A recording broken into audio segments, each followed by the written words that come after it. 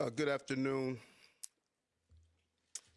and I'm joined here today by our Chief of Detectives and the Police Commissioner and Chief of Department because we have a strong person of interest in the shooting that shook our city last week. CEO Brian Thompson of UnitedHealthcare was the victim of a senseless act of violence. Our officers have been working around the clock. Many of them did not go home to pursue this individual. It was crucial that we were able to remove him off the streets of America, and we were going to seek him out no matter where he was at the time.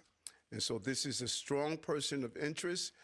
The police commissioner and chief of detectives will go over where we are right now in the investigation. He matches the description of the identification we've been looking for. He's also in possession of several items that we believe will connect him to this incident. How did we do it? Good old-fashioned police work. The chief of detectives and the police commissioner made the decision to release as much of a photo that we had at the time. We sent it across the country, and someone, a McDonald's employee, did something we ask every American to do.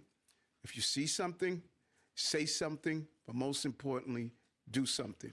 And they did. And because of that, we believe we have a strong person of interest to deal with this case. I want to now turn it over to the Police Commissioner of the City of New York, Commissioner Tisch.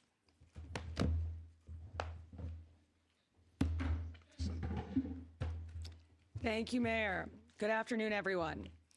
Earlier this morning in Altoona, Pennsylvania, members of the Altoona Police Department arrested Luigi Mangione, a 26-year-old male, on firearms charges. At this time, he is believed to be our person of interest in the brazen, targeted murder of Brian Thompson, CEO of UnitedHealthcare, last Wednesday in Midtown Manhattan. The suspect was in a McDonald's and was recognized by an employee who then called local police. Responding officers questioned the suspect, who was acting suspiciously and was carrying multiple fraudulent IDs as well as a U.S. passport. Upon further investigation, officers recovered a firearm on his person as well as a suppressor, both consistent with the weapon used in the murder. They also recovered clothing, including a mask consistent with those worn by our wanted individual. Also recovered was a fraudulent New Jersey ID, matching the ID our suspect used to check into his New York City hostel before the shooting incident. Additionally, officers recovered a handwritten document that speaks to both his motivation and mindset. NYPD detectives are en route to Pennsylvania as we seek to interview the subject further. This apprehension is thanks to the tireless work of the greatest detectives in the world, and of course, the strong relationships we have with our local law enforcement partners. On every level, local, state, and federal, we all serve the same public safety mission. And this case, which captured the attention of an entire nation, is another example of how connected we are and how important it is to work together, share information, and pursue every lead. For just over 5 days, our NYPD investigators combed through thousands of hours of video, followed up on hundreds of tips, and processed every bit of forensic evidence, DNA, fingerprints, IP addresses, and so much more to tighten the net. We deployed drones, canine units, and scuba divers. We leveraged the domain awareness system, Argus cameras, and conducted aviation canvasses. And our detectives also went door to door, interviewing potential witnesses and doing the good old-fashioned police work that our investigators are famous for. This combination of old school detective work and new age technology is what led to this result today. And we must also acknowledge the instrumental role the media and the public played in this case. The images that we shared with the public were spread far and wide, and the tips we received led to the recovery of crucial evidence. We should never underestimate the power of the public to be our eyes and our ears in these investigations. This is the third time in 3 weeks that a member of the public has seen something and said something and done something that led to a high-profile arrest. The triple stabbing homicide in Manhattan, the gunpoint robberies in Queens during which an NYPD officer was shot, and now this. Now, the case will continue through the criminal justice process, and while we are proud of today's accomplishment, we must, of course, remember that a family is in mourning. I want to again extend my sympathies to Brian's family, his co-workers, and all who knew him. Finally, I want to thank the women and men of the NYPD, especially our Detective Bureau personnel, with a strong assist from our intelligence analysts. We also thank the SAC of the FBI's Criminal Investigative Division, Leslie Rodriguez-Bekshies. And I want to commend the staff of the Manhattan DA's office, and especially DA Alvin Bragg. He has been working with us 24/7 on this case, and I am incredibly grateful for his partnership. I'll now pass it along to our great Chief of Detectives, Joe Kenny, who will provide additional information. Chief. Thank you, Commissioner. Good afternoon. As the Commissioner stated earlier, a male was taken into custody today in Altoona, Pennsylvania this morning. He has been identified as Luigi Nicholas Mangione. He's a male, 26 years old. He was born and raised in Maryland. We know he has ties to San Francisco, California, and his last known address was Honolulu, Hawaii. He has no prior arrest history in New York. Members of the NYPD Detective Bureau are currently traveling to Pennsylvania with members of the Manhattan District Attorney's Office to interview this subject. This case was brought to a successful conclusion based on the coordinated effort between numerous NYPD units, including the Intelligence and Counterterrorism Bureau, our federal partners at the FBI, the Manhattan District Attorney's Office, and of course, members of the Altoona Police Department in Pennsylvania. On Thursday, one day after this crime was committed, the NYPD released a photo of the shooter in this case. This picture was obtained by the NYPD during one of their extensive video canvasses. We took that photograph and we asked for the public's help in identifying this subject, and the public responded. Hundreds of tips began to pour into our hotline. Each tip was investigated thoroughly, and we began to release additional photographs as they came into our possession. The NYPD provided these photos to numerous media outlets. Local, national, and international outlets released the photo via television, print, social media, and online content. Luckily, a citizen in Pennsylvania recognized our subject and called local law enforcement. Members of the Altoona Police Department responded to the call, and based on their investigation, they notified the NYPD. This investigation is still active and ongoing. Thank you very much.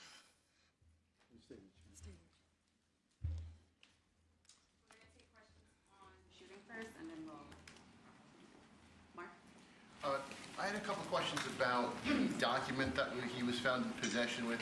Can you go a little bit more in depth about those motivations that you mentioned?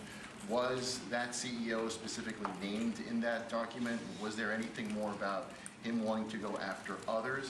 And also in that document, was there any indication that explains us how the level of detail that he went into killing him? Like, is there anything? Like I said, that document is currently in the possession of the Altoona Police Department as part of their investigation. But just from briefly speaking with them, we don't think that there's any specific threats to other people mentioned in that document. But it does seem that he has some ill will toward corporate America. Over here, sir. NJ? Chief, was the suspect wearing a mask at the time he was spotted in the McDonald's? And also, criminal cases often have a linchpin. Can you point to a single linchpin that helped crack this case? There's numerous linchpins in this case, in the fact that we've recovered an enormous amount of forensic evidence, an enormous amount of video, and once again, with your help and the public's help. So I really couldn't put it on one thing, but if I had to, it would be the release of that photograph from the media. Dean? You said he had a passport on him. Do you believe he was trying to flee the country? And also, are you still looking for any evidence in Central Park in regards to the bike? We had divers in the water yesterday. That came up negative results. The passport, we don't believe that he was planning on doing any traveling. At this time, we don't think at this point in our investigation, we don't think he was trying to flee the country. The person at the McDonald's, were they buying food? What were they doing at that exact moment? He was an employee at the McDonald's. Right. But what was the suspect doing? He was sitting there eating. Will the suspect be brought back to New York and charged here, and when? We're going to have to work that out with the Manhattan District Attorney's Office in Altoona, Pennsylvania. He's going to be facing gun charges there, and at some point we'll work out through extradition to bring him back to New York to face charges here, working with the Manhattan District Attorney's Office. Hi, Anita from the New York Post. I was just hoping to get more details on the capture itself. Did he put up a fight? Did he say anything to cops? And we've also reported that he published online anti-health care industry rantings. Can you share with us some of the services that he posted on? We're still working through his social media. We're going to do a complete scrub of that. Preliminarily, like I said, he seems that he has some ill will toward corporate America, but that will all come out as part of our investigation. We're not done here. We're still going to be putting this together. We're still going to be working very hard to bring this to a successful conclusion. And the capture itself, did he put up a fight? Did he say anything to police? I don't have that information. Oh, sorry. Can you elaborate on how he got there, the path he took from Port Authority and on the George Washington Bridge to Altoona, PA? Same thing. This just happened this morning. We'll be working, backtracking his steps from New York to Altoona, Pennsylvania. I was going to ask if we knew anything, if he took a bus to Philadelphia first and then somehow got to Altoona. But We're still working on that. We're still working through that. Britain, is there any indication that anybody else was helping him from the inside, as far as tracking the CEO's movements? Once again, we're still working this investigation very hard. It's not at its conclusion yet. That could come out during our investigation, but as of right now, we have no indication that that took place. Chief, did he have any weapons or anything like that with him when he was arrested? He was in possession of a ghost gun that had the capability of firing a 9mm round and a suppressor. Can you get into a little bit about the technical aspects of the investigation? I know you deployed an unprecedented amount of technology. You also activated the Sentry program through Intel. Can you talk about how that is going to play into actually building the case as far as cell phone and all of the other technical aspects of what you've done? In this case, it really came down to technology was the use of drones in Central Park, and really comes down to the video canvas that we did. We used every source of video that we could collect, hundreds and hundreds and hundreds of hours from hundreds of sources, and that helped bring this to where we are right now. The gun is it believed to be the gun he used in the shooting? And there was some talk that it was a veterinarian type gun. Is that accurate? No, as of right now, the information we're getting from Altoona is that the gun appears to be a ghost gun, may have been made on a 3D printer, the capability of firing a 9mm round. Obviously, that will come out during our ballistics testing. Oliver? Yeah, Oliver Barnes from the Financial Times. Do you have any indication how long this handwritten, is it a handwritten manifesto that you found on the suspect? And then also whether or not he put it online at all? Don't know if it's online. As of right now, it's a handwritten 3-page document. Chief, does he have ties to that area, and was he someone who you knew by name before his arrest? We believe he may have attended college in Pennsylvania, but like I said earlier, he has ties to Maryland and California and Hawaii.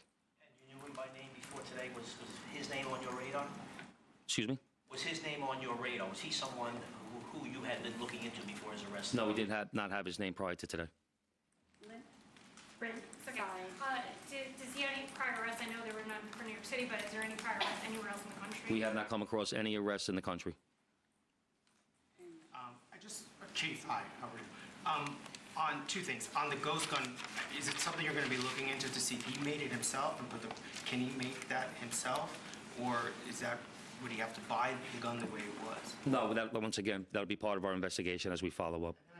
I mean, obviously he's going to face murder charges, but is there any chance that he could face any other charges because he was targeting the CEO and because of his writings and other things that we're now finding on him? Federal charges or That determination will be made by Alvin Bragg. Yes, what connections does he have in Pennsylvania that you know of, and are they in Altoona specifically? We believe he attended college in Pennsylvania. Does he know anybody in Pennsylvania? Wouldn't be able to tell you that. All right, we're going to take one more question from Shooting Marla, and then we're going to go. You talk about the manifesto having said things against corporations, but specifically UnitedHealthcare, and do you believe that Mangione acted alone? We believe at this point, our investigation is leaning toward he was acting alone. So, like I stated earlier, we're still working through the investigation. We're not stopping today. And as far as the manifesto, like I said, I don't have the complete details of that. It's in the possession of the Altoona Police Department. We're going to shift to Octa. Yep. Good job, Chief. Commissioner, Chief Manager.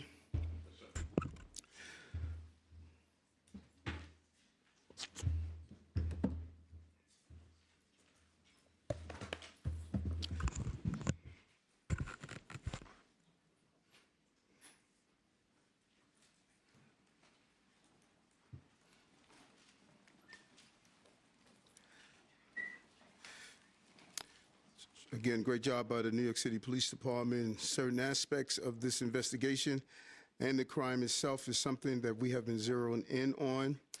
Ghost guns.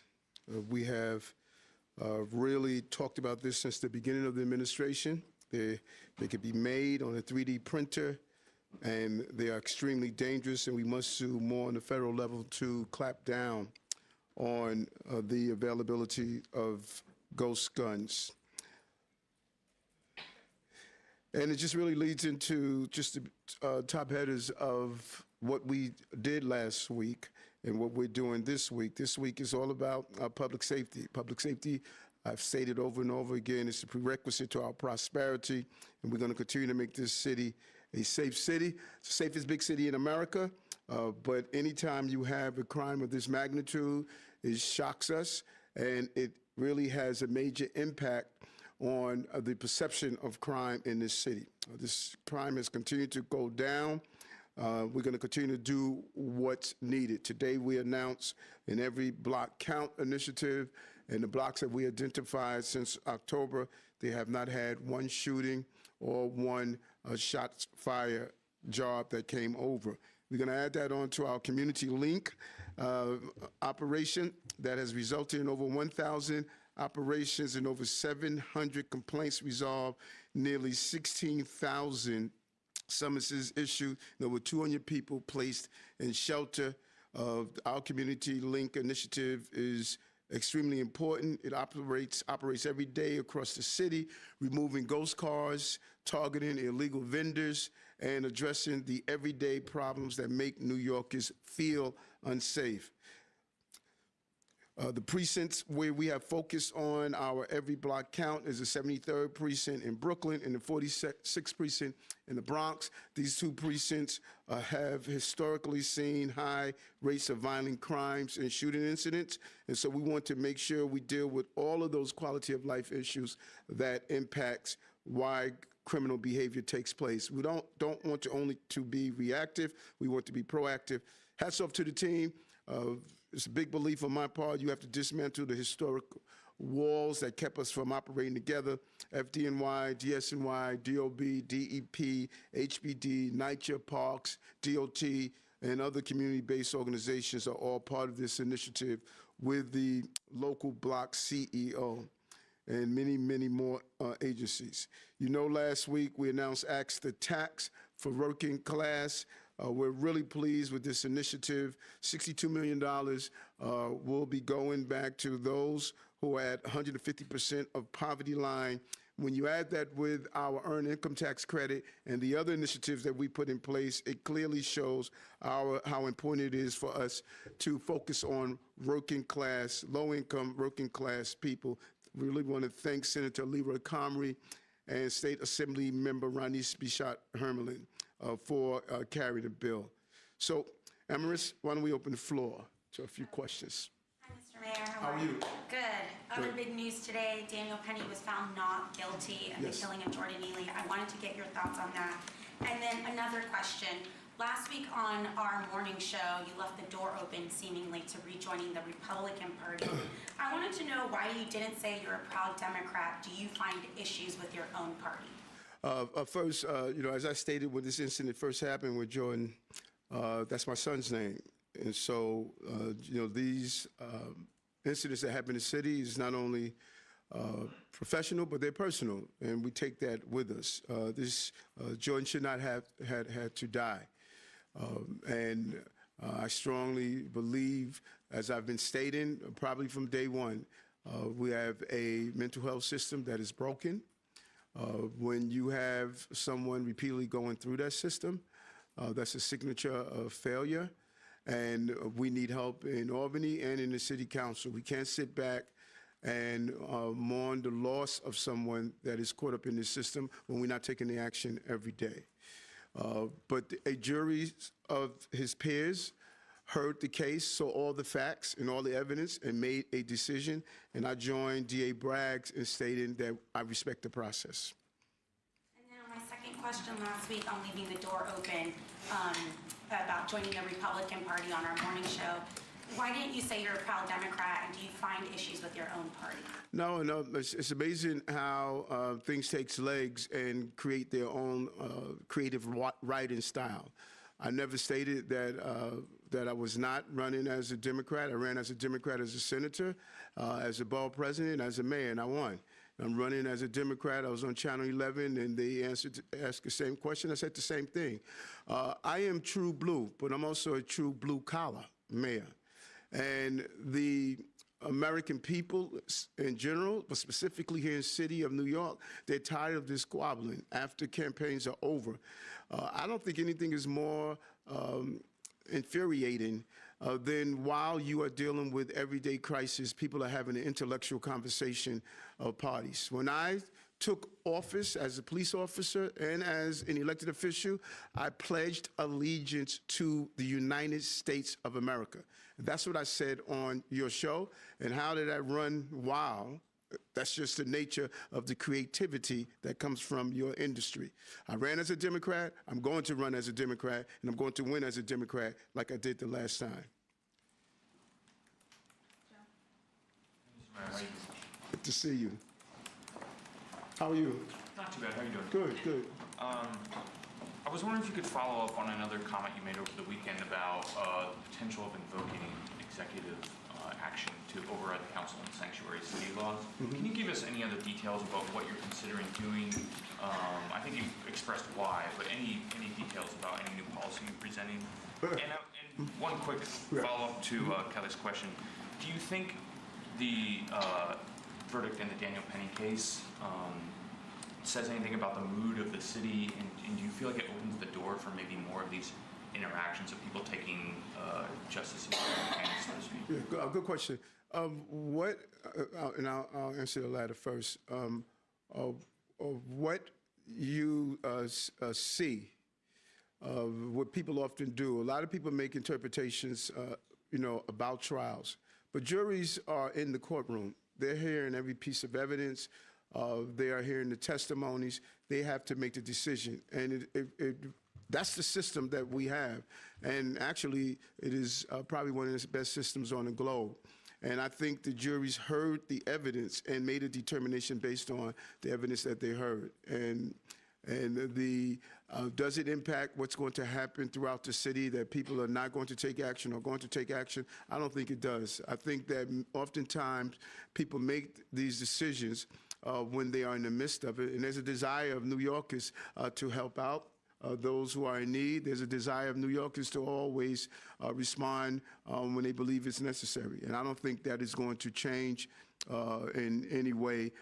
This is not the first time, and I'm sure it's not going to be the last time, that individuals take actions, and people are going to question about those actions that happen. But at the cornerstone and the heart of this is that this young man, like so many others that are on our subway systems, I made it clear. That's not a place to sleep, to live. That's not a place to be. And when they need help, we need to give them the help that they have.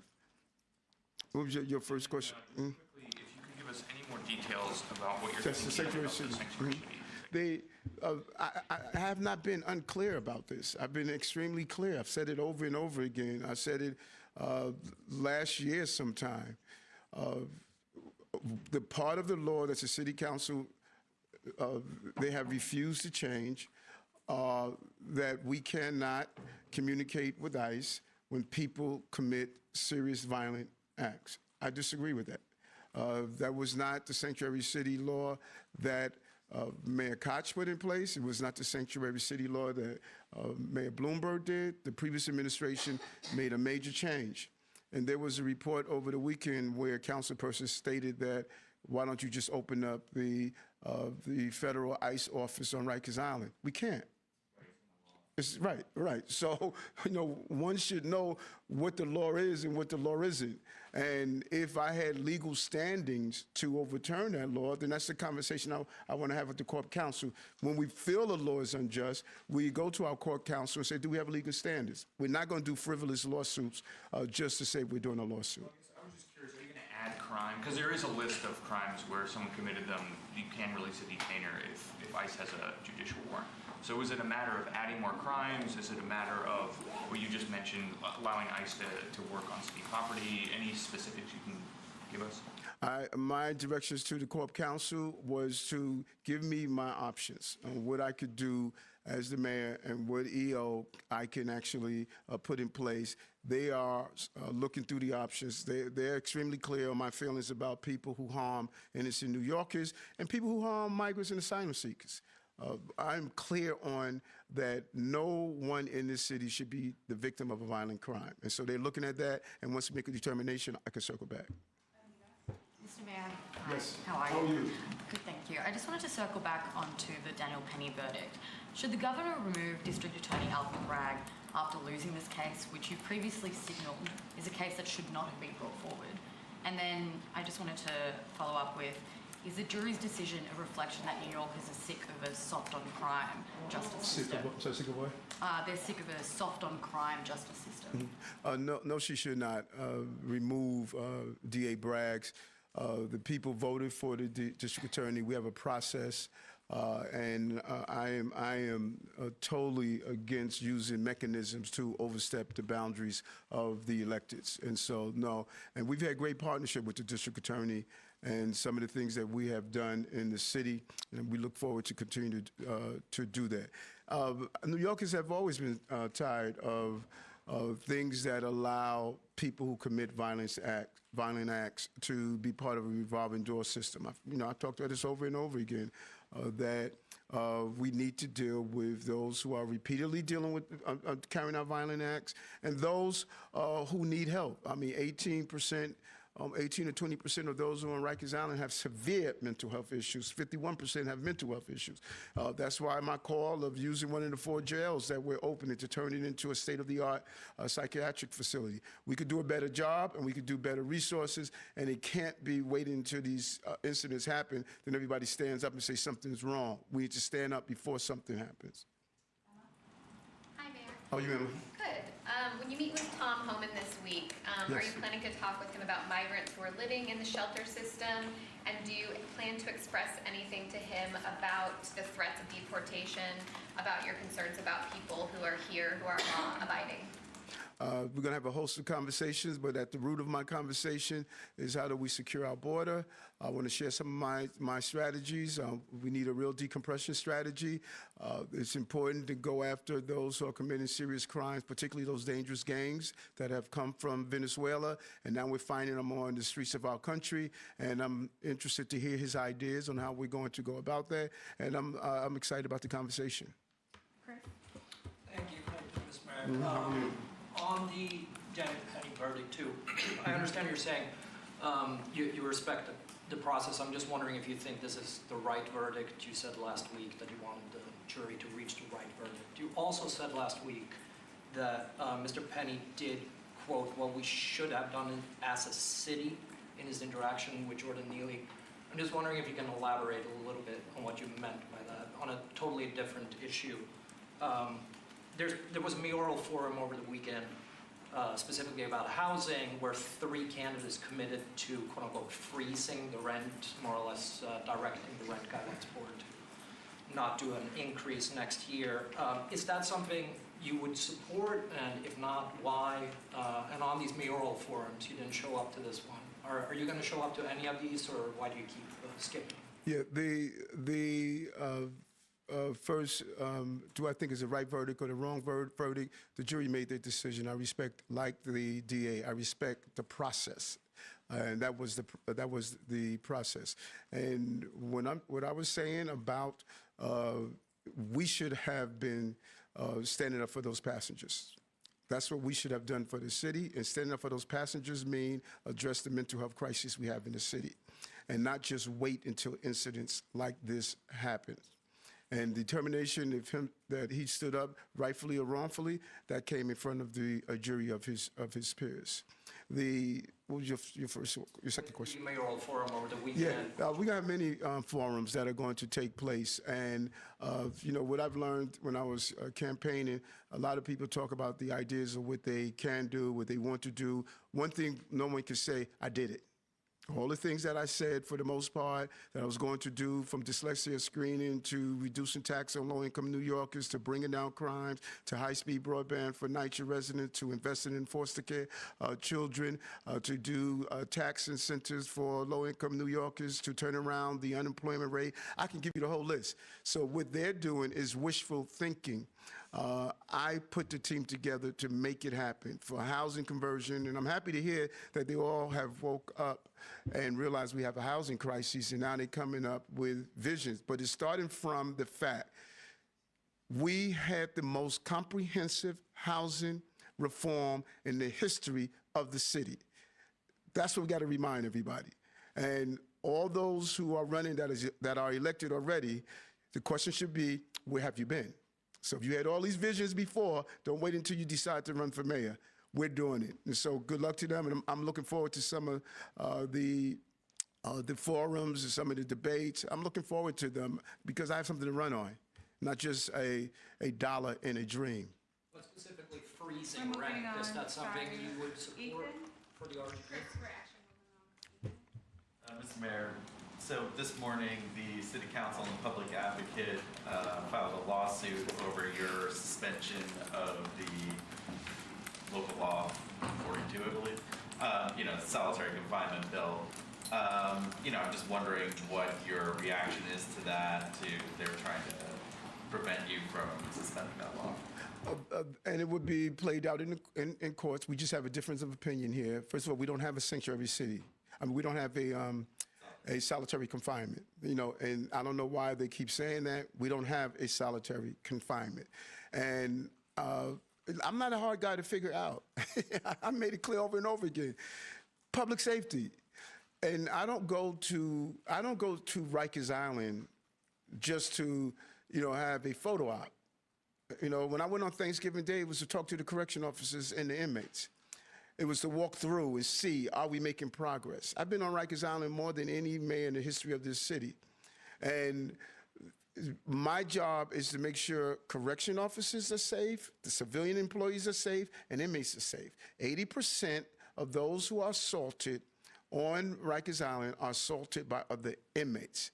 And I need to make sure that they're safe.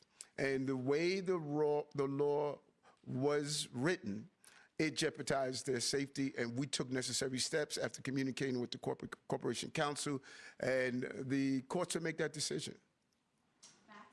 Yeah, Mayor Adams, with the CEO shooting, there was a constant stream of updates, surveillance images, Crime Stopper alerts, TV news spots, requests for information from the NYPD. But I wanted to ask you about the killing of a migrant teenager last week in the financial district. A group of men attacked him and another migrant after reportedly asking him whether he spoke English or not. What updates do you have in that case, and do you have images of the suspects in that case? And if so, why haven't those been publicized, as we saw in this other case? And has the same amount of police resources been spent on his death as the CEO's death? First and foremost, the fact pattern that you just described about asking, did he speak English, that was not in any of the reports, that was not in any of the interviews, because I specifically ask the investigators and the commissioner, and that wasn't any documentation or any of the interviews that took place. Any loss is a huge loss. And there are aspects of that incident that is slightly different from what was reported and is currently receiving the necessary manpower to bring the person to justice. And we don't believe a loss of a death of an innocent life should be ignored.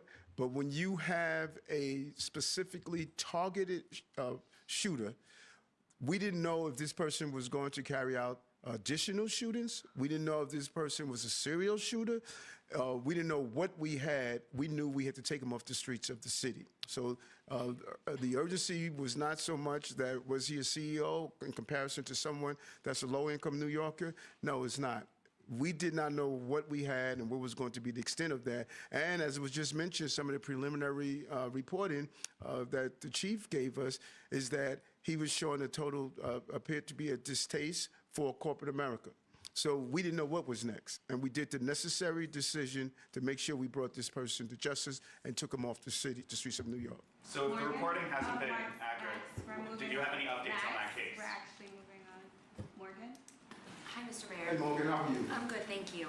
So on the man believed to be the suspect here, one of the reasons why you guys got a good look at him is because he was able to pull his mask down in the hostel.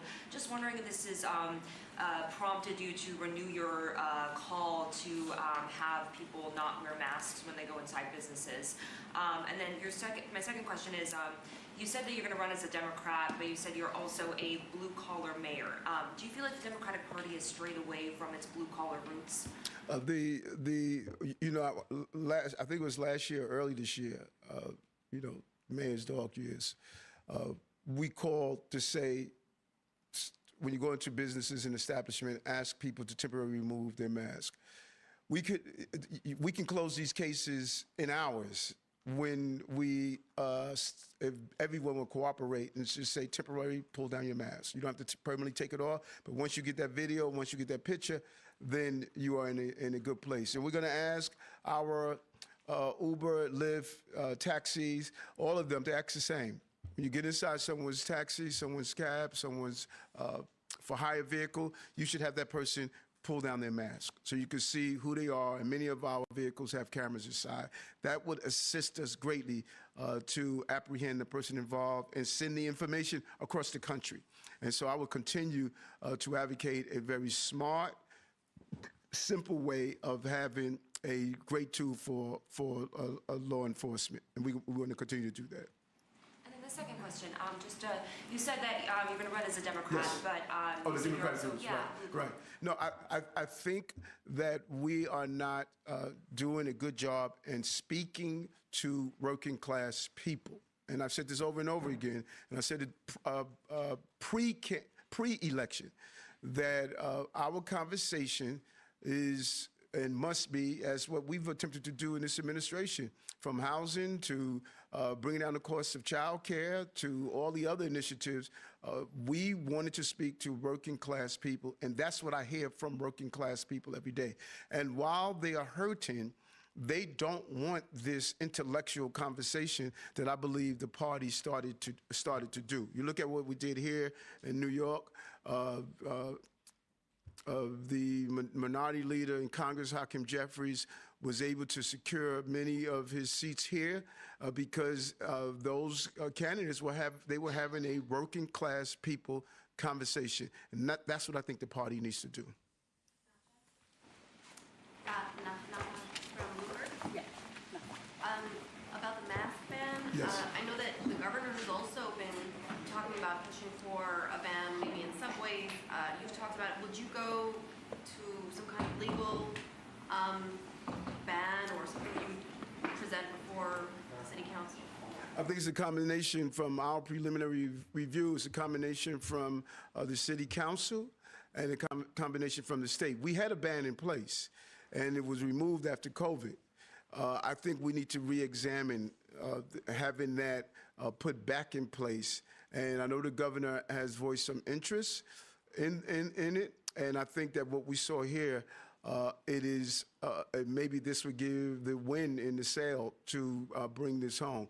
One thing is clear that, thank God, this person didn't go out and harm other individuals. The longer he stayed on the streets, the more dangerous it could have been. Hi, Mr. Mayor. What's up, Liz? How are you? Good. Just wanted to clarify something. You talked about this last week, too. Yes. Would you prefer to see an undocumented person who's accused of a violent crime? Would you prefer to see that person serve out their sentence before being handed over to federal authorities? Or would you be willing to hand them over to federal authorities before that verdict and before the sentencing is announced? My desire is to give the member of the public who's the victim of that crime, they should serve their sentence. I want to hear what the borders are, what his ideas are, because justice is making sure that person serves his sentence. If that person commits a serious violent act and he's automatically cut loose, we can find that person back on our streets. And you can find that person, not every country will make sure that person serves out his time. If there's a way to have an agreement that they serve out their time in that country, I can live with that. But I think a family member who lost a loved one, who was viciously assaulted, who was harmed in serious ways, particularly our 7 major crimes, they should get some sort of justice. And many of our borders in other countries lax in ensuring that that person does not come back into our city. Nothing would be more horrific that a person commits a serious crime and that person is immediately released without serving that time, and that family is not receiving